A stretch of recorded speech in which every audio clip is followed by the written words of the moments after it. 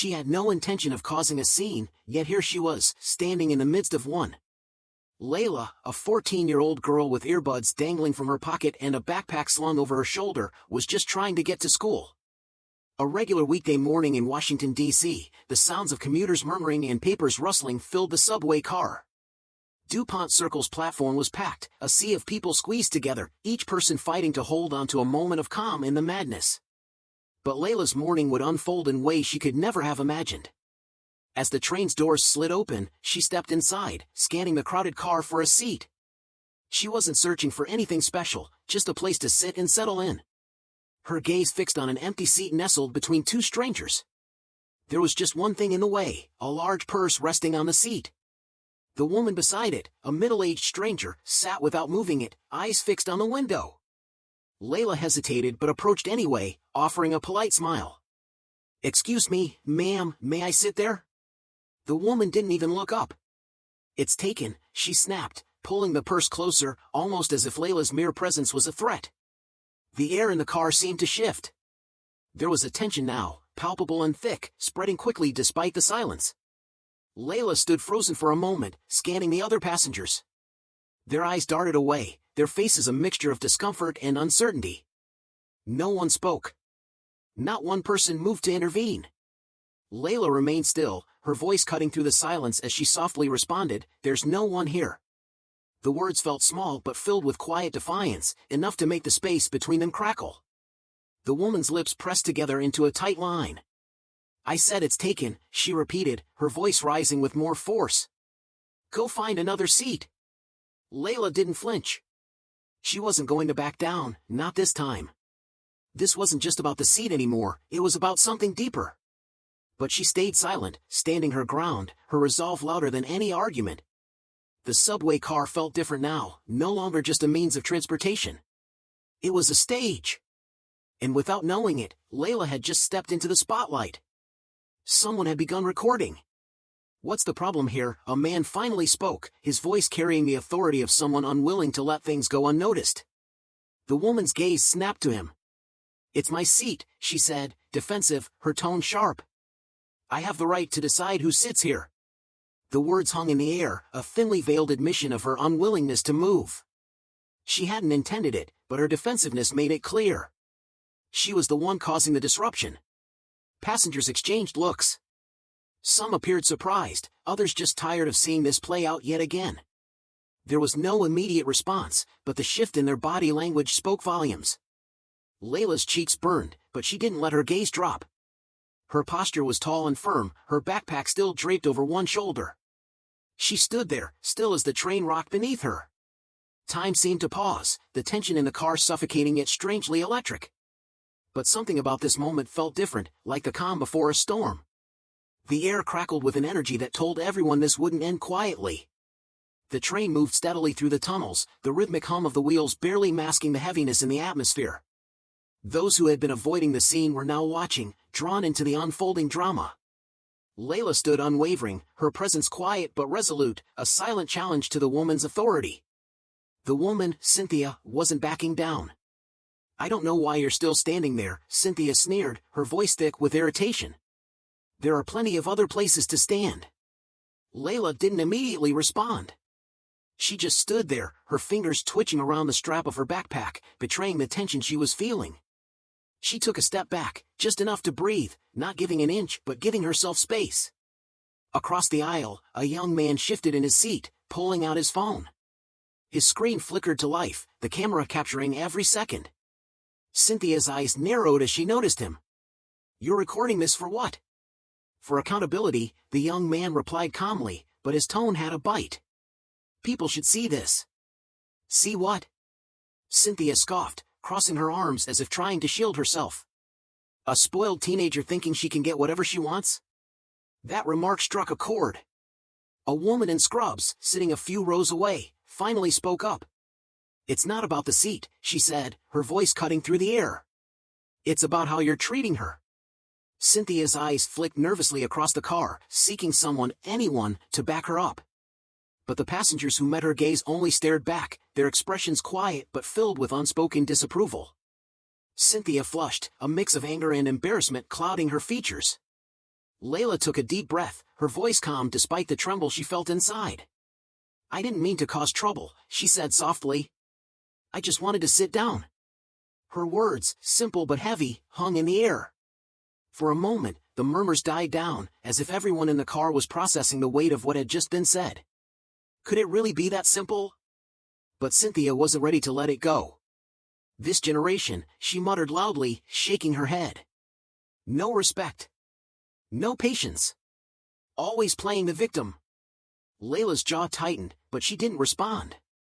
The young man, still recording, wasn't about to let the moment slip away. "You're the only one causing a scene," he said, his voice growing louder. "Just let her sit." The subway jolted as it approached the next station, and a few passengers shuffled off. But as the train doors opened, new eyes joined the crowd, and the tension seemed to heighten. Layla hesitated, the weight of the situation settling in, but then she made a decision. She turned, walking toward a pole to steady herself. Before she could reach it, a woman in a business suit stood up. "Take my seat," she said, her voice firm yet kind. "You deserve better than this." Layla nodded gratefully, sinking into the seat with quiet relief. But even as the train's doors closed, the story was far from over. Cynthia's posture remained defiant, her arms crossed, and the young man continued filming, now narrating to his audience. The silence in the car was thick with meaning, the kind of silence that comes before change. The train pulled into its final station. Passengers rushed out, swallowed by the morning crowds. Layla, now part of the masses, disappeared into the sea of commuters, her day continuing as if nothing had happened. But Cynthia, still clutching her purse tightly, hurried away, unaware of the storm that was beginning to brew around her. By lunchtime, the video had already spread across social media. At first, it was small, shared by a few witnesses. But by the afternoon, the clip was gaining traction. Hashtags like hashtag Subway Showdown, hashtag Accountability Matters, and hashtag Respect All were trending. Cynthia's face was everywhere, her dismissive tone, her sharp words, and her refusal to move her purse exposed for all to see. Comments flooded in, some harsh, others thoughtful, but all condemning her actions. "This is the kind of behavior that keeps us stuck in the past." Good for the girl, she handled herself with so much class. The subway ride had been an ordinary part of Cynthia's day, until it wasn't. She'd seen that girl, Layla, before. Just another teenager with earbuds in and a backpack on, someone who likely didn't make much of an impression on most commuters. But today, Cynthia's brief refusal to move her purse from an empty seat would change everything. By evening, Cynthia's name had exploded online. Someone had recognized her, traced her through a local Facebook group, and before long, her social media profiles were linked to the post. The backlash was swift, intense, and unrelenting. Pictures of her family vacations, the posts about her gardening passion, and even a few heated political rants were all laid bare. She watched as her private life unraveled before her eyes, her once carefully constructed online presence torn apart. It began with the constant buzzing of her phone. Text messages flooded in, emails from colleagues popped up one after another, and missed calls from unfamiliar numbers kept piling up. Bewildered, she opened her social media accounts and froze. There it was, every comment a bite, every mention a jab. Some directly attacked her, others shared the video with captions that brooked no misunderstanding. As she scrolled through the posts, her chest tightened. "Is this really what we've come to?" she muttered aloud, her voice small and trembling as she slammed her phone down in frustration. But the words rang hollow, even to her own ears. She couldn't convince herself that this was just an overreaction, or an invasion of her privacy. No, in her mind, she had been protecting her space. But now, she couldn't shake the feeling that something about her actions had been wrong. The storm wasn't confined to her phone. The next morning, it followed her into her office. Cynthia, a legal secretary by day, walked into work to a wave of whispered conversations. A meeting with her manager left her shaken, the firm was concerned about the mounting negative attention, and clients had started complaining. She was told to take a leave of absence until things calmed down. At the grocery store, it got worse. Cynthia felt eyes on her, lingering too long. A woman in the checkout line muttered to her companion just loud enough for Cynthia to overhear, "That subway lady." The words hit her like a slap. Her heart burned with anger as she hurried out of the store, abandoning her cart. It wasn't just her anymore. Her daughter, a college student, called in tears, begging her to delete her social media accounts. "Mom, why didn't you just let her sit?" The disappointment in her voice struck deeper than any online comment ever could. For days, Cynthia holed herself up in her house, blinds drawn, the TV off. The outside world felt like an enemy, and every inch of it seemed to remind her of her mistake. She replayed the incident in her head, over and over again, trying to justify her actions. But the more she thought about it, the harder it became to hold on to the idea that she had been right. The anger wasn't just about the video. No, it was about the reflection that stared back at her. And it wasn't one she liked.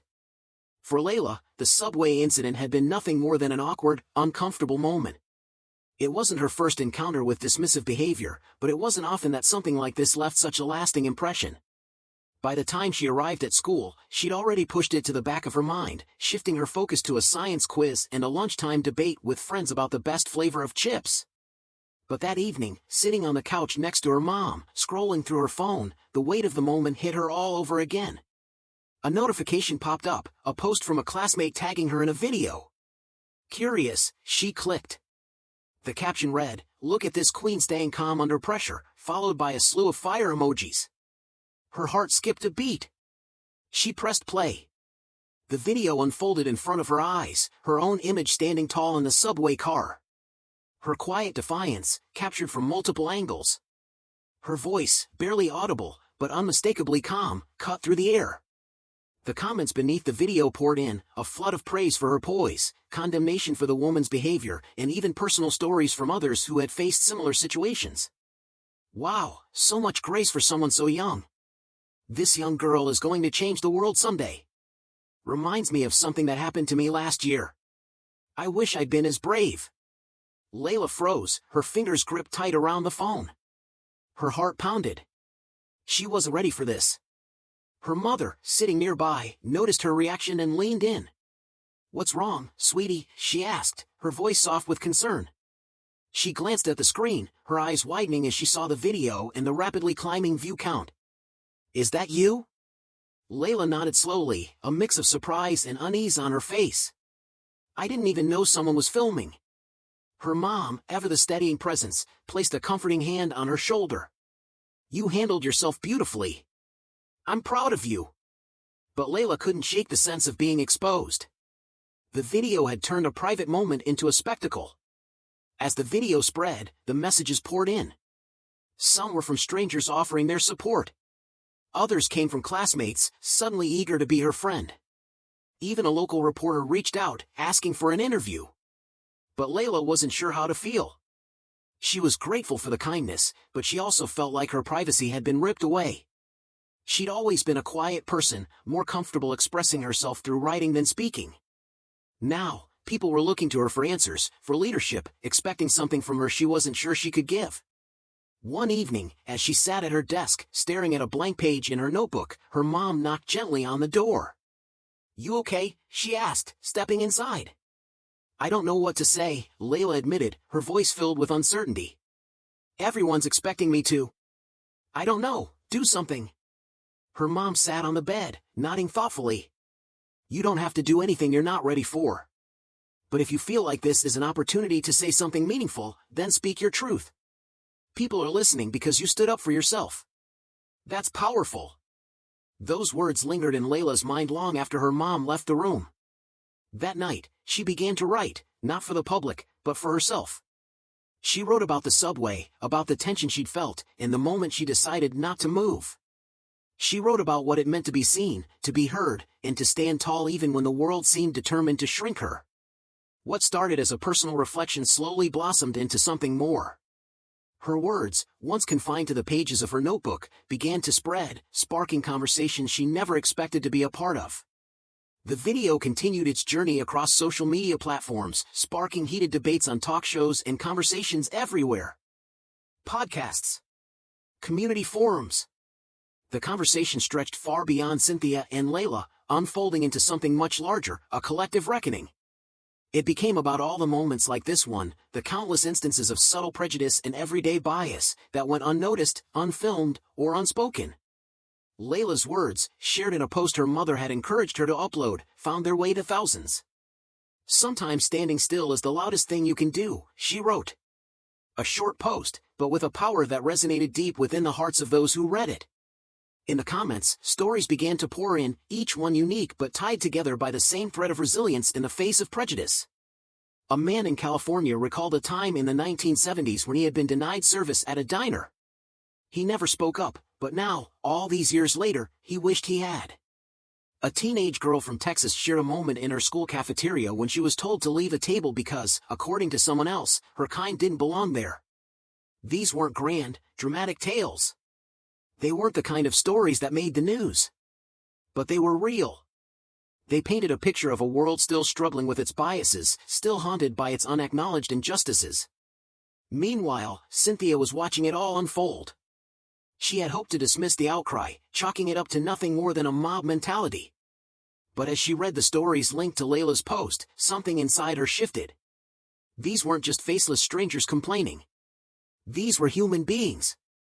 Their experiences mirrored hers in ways she hadn't yet allowed herself to fully consider. Each story, each voice, was like a mirror reflecting the decisions she had made in the past, and those choices didn't look as good from this angle.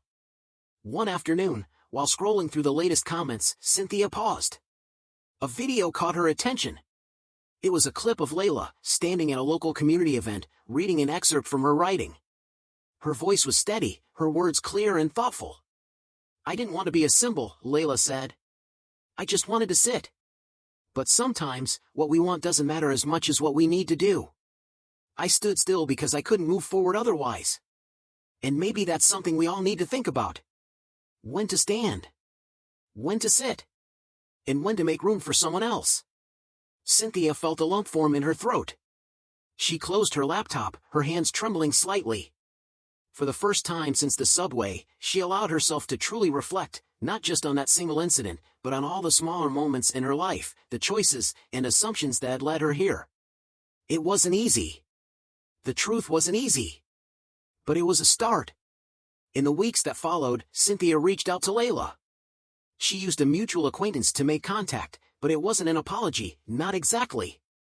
It was more a gesture, a sign that she was willing to learn, to listen.